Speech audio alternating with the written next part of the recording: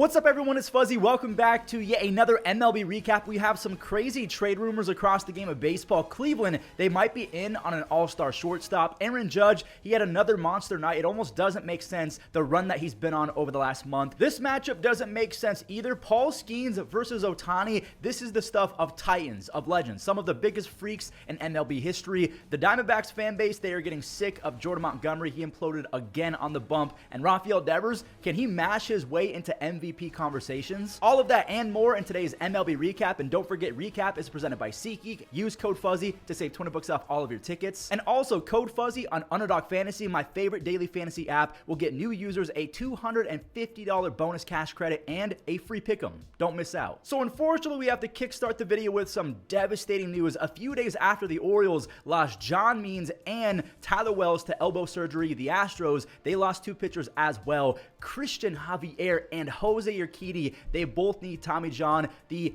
elbow pandemic in baseball could not be any worse. Like, I haven't looked at the stats, but it's got to be all-time bad right now. So I genuinely don't know what 2024 holds for the Astros because, like, they're still insanely talented on paper offensively, but the starter depth is definitely an issue. Miles Michaelis, he got a lead after Michael Ciani brought home Brandon Crawford, and Miles, he didn't allow a run through 5 innings. Brendan Donovan and Alec Burleson, they added to the lead with an RBI single and a double. Burleson, just a heads up, he's hitting .303 since May 7th. Yainer Diaz, he has a home run in back-to-back games, 3 games in a row. He and Trey Cabbage, they popped off. Cabbage, he has unreal raw tools, but he just doesn't make enough consistent contact. He kind of reminds me of Bradley Zimmer. Nolan got one back. This time, it's not Nolan Gorman. Arenado, he has 6 home runs and a 96 OPS plus. I need a power surge from Arenado here soon. Regardless, the Cardinals, they're surging on their own right. Ryan Helsley, he became MLB's first closer to 20 saves. The Cardinals, they're 13-7 over their last 20. So we have some walk-offs and fun games to talk about, but no way I'm not going to jump straight into the Paul Skenes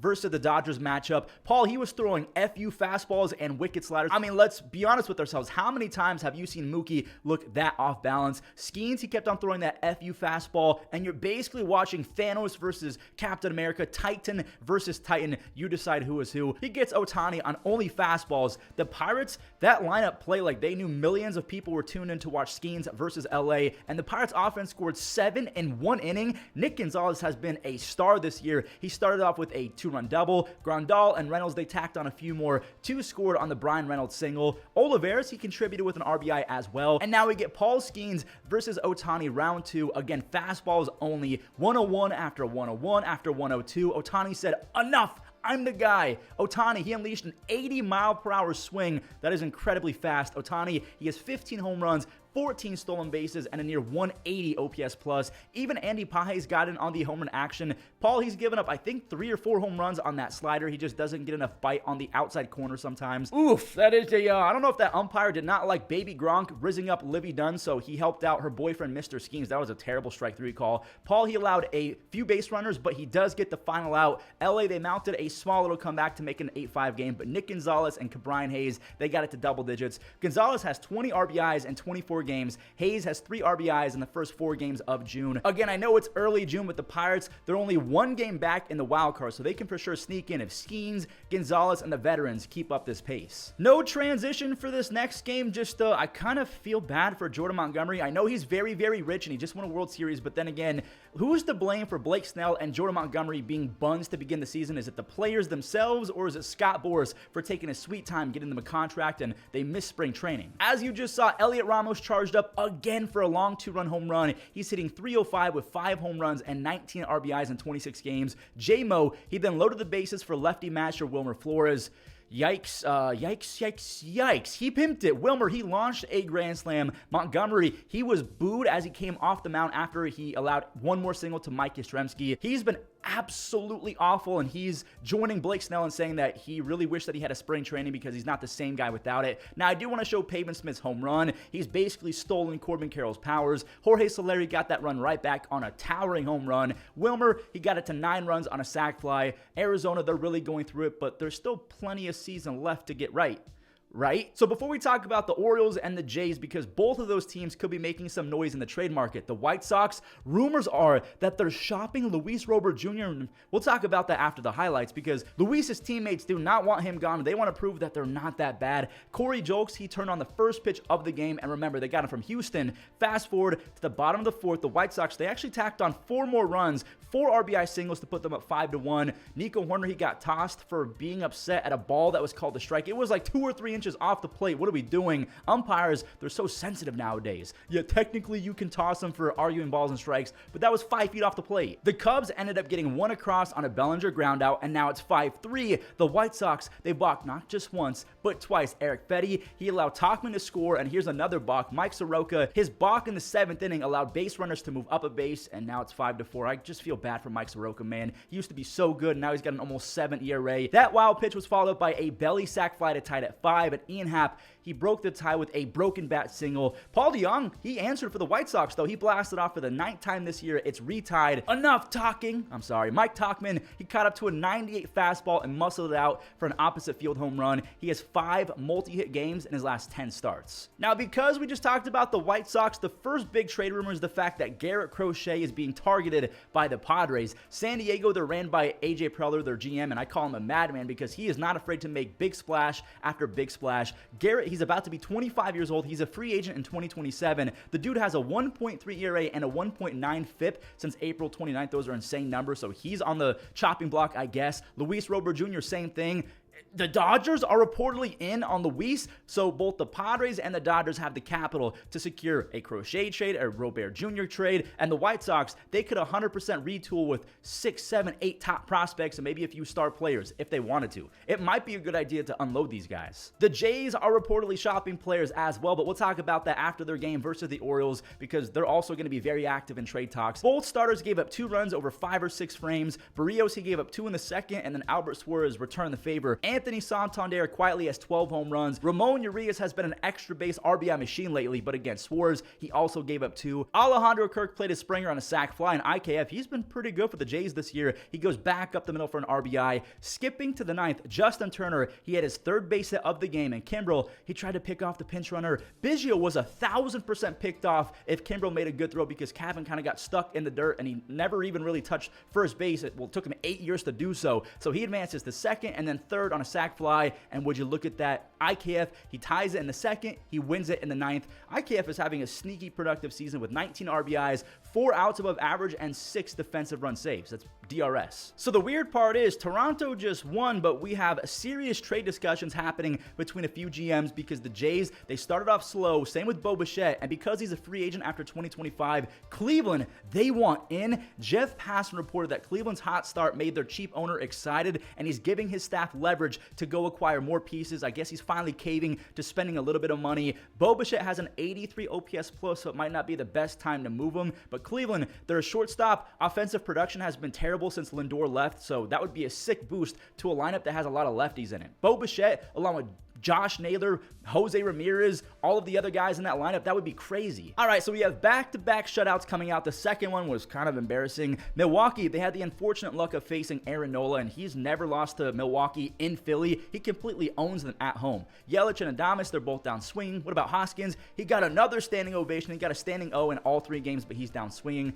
And now it's a strikeout of the side. A brutal way for South Frelick to strike out. That was on a pitch clock violation. Nola, he got some help from the stud defender Christian Pache. And Nick Castellanos, he provided all the offense for either team. Bohm, he made a sick play at the hot corner. He nabs Adames at home. Stubbs, he got his leg in the way of Willie, so he never even touched home plate. Nola, he's out after 7 shutout innings, 2 base hits, and look at my friend Bryson Stott laying out for a nice snag at second. Alvarado, he unleashed some nasty, nasty stuff to finish off the Brewers. He gets all 3 outs via the strikeout. He strikes out the side. I call that a strikeout of the side. He has 11 saves. The Phillies, they're 44-19, which is the best record in baseball. Actually, the Yankees can get their 2 with a W over the Twins, but we'll talk about that after this lopsided game down in Fenway. Rafael Devers, Nick Pivetta, and the boys embarrassed the Braves. Rafi now has 12 home runs, and David Hamilton, he's been pretty good lately. He's hitting .340 with 5 RBIs and 5 stolen bases over his last 50 at-bats. Boston, they got another on a Reese McGuire sac fly. He scores Dom Smith, and Boston, they kept it moving later in the 5th.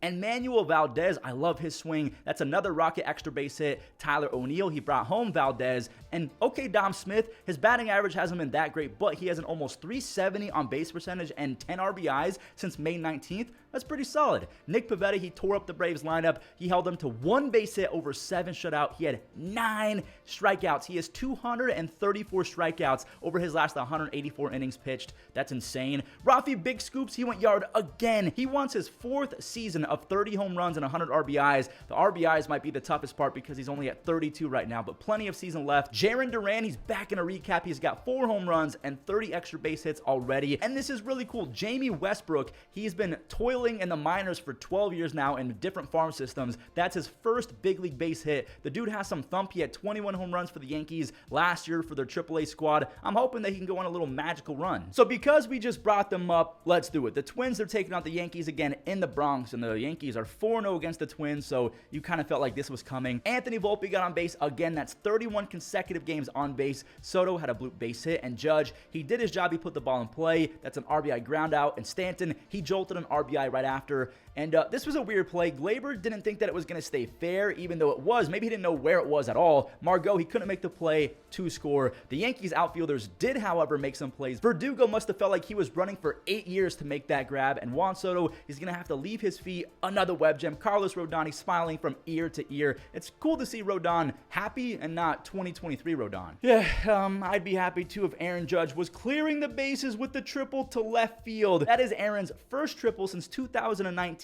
RBIs 51, 52, and 53. Rodon, he shoved for like 8 strikeouts in the first 5 innings. He retired 15 in a row, so perfect through 5, but Carlos owns. Carlos Santana's career stats versus Rodon are sick. Royce Lewis, he just made some history. I think he just became the first Twin ever to have a home run in the first 3 games to start a season. He paid homage to his favorite player, Jeter, by the way. Yankees fans, they want him bad. The Yankees have won 7 games in a row for the 2nd time this year. They're tied with the Phillies at 44-19. Would you look at this? The other New York team scored 9 as well, and a former Yankee kind of led the charge. Catcher Luis Torrens, he was just traded last week, and he was not done after that first home run. Wait, hold on. Did Jacob catch it? It ticked off his glove. That is a home run. Lindor, he then made it back-to-back on back-to-back pitches. Lindor has 10 home runs, 9 stolen bases. He's hitting .350 with a .950 OPS over the last 3 weeks. Pete and JD, they got on for Mark Vientos. Vientos has been a monster since being recalled, and he kind of got some help from the Nationals. They probably should have made that play. Harrison Bader, he hooked a double down the line, so Vientos said, "Ka-chow, screw your stop sign third base coach, I'm scoring."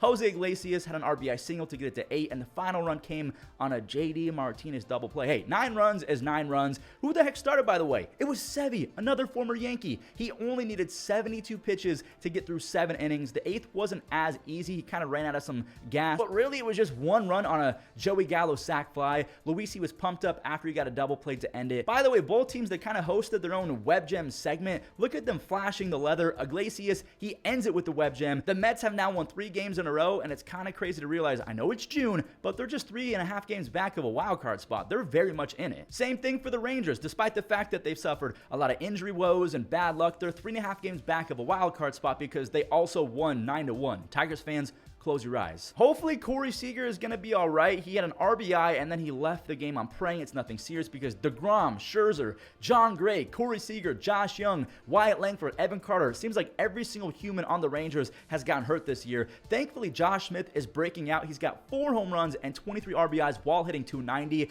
Jonah, he parted the... Wait. That was Noah. Noah parted the sea. Wait, did he? No, wait. Moses parted the sea. Noah had an ark, and Jonah was inside the belly of a whale, and Jonah Heim had a whale of a home run. That's a long one. There you go. Jose Urena was perfect through 5 until Justin Henry Malloy. I hope that I said that right. He ruined the perfect game with his first big league hit and home run. He had 25 home runs in 2023 and 6 home runs in 45 games, so the thump is real. He might be good. Jonah, he doubled in the 6th. Simeon walked, and Colt Keith, his error added to their deficit. Josh Smith, RBI number 24 on the year. Duran, he was great last year, and Ezekiel is trying to recapture some of that magic. Like I said, the Rangers, they ran it up to 9, and despite the fact that they've lost 5, 6, 7 all-star level players throughout the year, Texas is 15th in team OPS and 12th in team ERA. That's not bad at all for what's what's happened to them. The Rangers even got some help from the A's, who also had a guy take a perfect game into the 5th inning. Is that 3 games in a row with perfect games into the 5th? Joey Estes came on over in the Matt Olson trade, and wow, did he shove versus a red-hot Mariners squad. He's got some giddy-up and some movement on his pitches. Mitch Haniger, he's down swinging, and the 94-mile-per-hour sinker or two-seam has some good movement, and yes, Zach Geloff, he's one of my favorite players in baseball. He had a brutal start to the year, but he's got a nice little 6-game hit streak and 2 home runs in his last 3 games. Daz Cameron's speed came in huge. He singled, and then that speed kind of was in Gilbert's head. He threw it over Ty France's cabeza, and because Oakland's foul territory is cavernous, it just kept on rolling. Then Daz scored on a wild pitch. Maybe it was a pass ball. I don't know what it was because the box score just says Cameron scored. That's it. Joey Estes, he's now through 6 perfect frames. JP Crawford ruined it. Joey Estes, he was removed after 68 pitches. Austin Adams, he was stressing out the poor guy so bad. He walked one, he hit another. TJ McFarland had to save Estes and Adams. He gets the ground ball. The Oakland pen got in more trouble all over again. Mason Miller, he was deployed as a human fire extinguisher, and of course, he gets them out the jam to the 9th now. J-Rod on a 102 meteor at his eyes. He caught up to it. What a swing. Now, Miller was able to get Robles to end it on a double play. Yes, Victor Robles, the former National. Mason has 12 saves, but the last week or two has been a little bit shaky. The Padres and the Angels game came down to 1 run as well, and the Padres, they're about to get swept, so obviously they didn't get swept, right? Nope, the Padres, they sold so many parlays last night, the San Diego Parlay Ruiners, that's what I call them. Nolan Schanuel and Zach Neto, they provided all the offense because only 2 Padres cared about getting on base yesterday. By the way, Neto has 7 home runs, 8 stolen bases. He's pretty good. We had an extra punch to the gut for San Diego fans. Manny, he suffered a hip flexor strain. Hopefully he's going to be back ASAP. Jose Soriano, the starter for the Angels, is one of those weird guys like Emmanuel Clase who throws 9 million, but he doesn't strike out everyone and their mom, but he does limit base runners, and that first run that was scored off him wasn't even his fault. Taylor Ward threw a ball into the dugout, and then Joe Adell completely ruined a chance to make a cool play. I mean, not even a cool play. That should have just been a normal play, and he misplayed it. Tatis, he's blessed with his 3rd base hit. Profar, he torched one to center, but Pilar tracked it down. We did get Ben Joyce and Mason Miller in back-to-back games. Tatis, he got on for the 4th time, 4 base hits, but Profar got out again. I already spoiled it. The Halos do, in fact, sweep the Padres. The worst team in baseball at home beat the best team in baseball on the road.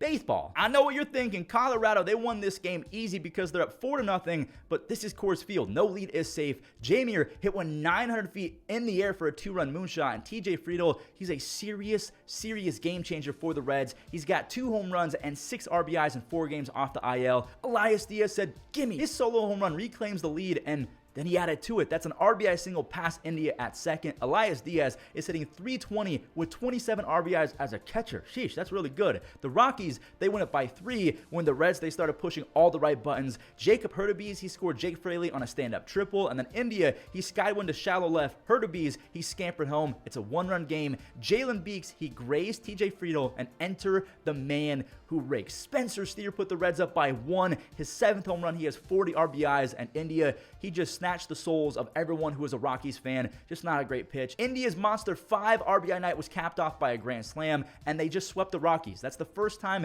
the Reds have swept Colorado in Coors Field in a dozen years. I was in high school the last time the Reds did that. Wow, I feel old. Here we go, the Battle of the Aquarium. It's still happening down in Miami. We have the Rays versus the Marlins. Isaac Paredes, this dude's a cheat code. All he does is pull RBI extra base hits to left field. He has 134 RBIs and a 138 OPS plus over his last 200-ish games. Josh Lowe, again, there's Brandon Lau, and then there's Josh Lowe. He drove in a run. Miami, they rallied for a few runs when Randy laced a double. He has to keep on doing that. He's also been taking a few more walks, so back-to-back games with 2 walks, so keep on doing that. Take walks and keep hitting doubles. Got to get that 169 batting average up. Brandon Lau, he played a Randy, and is that Isaac again? A double to left field. He now has 135 RBIs over his last 200-ish games. That basically sums this up. The Rays, they're back to 500. So that does it for today's recap. And before we move on to the web gems, a quick question. Do you guys want me to make an initial All-Star ballot and then make a second one the few days before the All-Star game? If you guys want to see that, leave a like. Also, hit that subscribe button if you enjoyed. Use code Fuzzy on SeatGeek. Use code Fuzzy on Underdog Fantasy. And enjoy the web gems. Top to short, backhand, long throw. Got him! Oh, doctor! Back to back, like you're saying. Kelnick coming on. Diving and making. Carroll, line drive left field, and that is caught by Elliot Ramos. One hopper, Adames to a knee, gets up, throws to first in time. As that one is lined in the left, Stowers with a sliding catch. Turns on this and lines it to right, and coming in to make the catch is Fernando. 7-0 lead in the second, and into shallow right. Look at Triolo.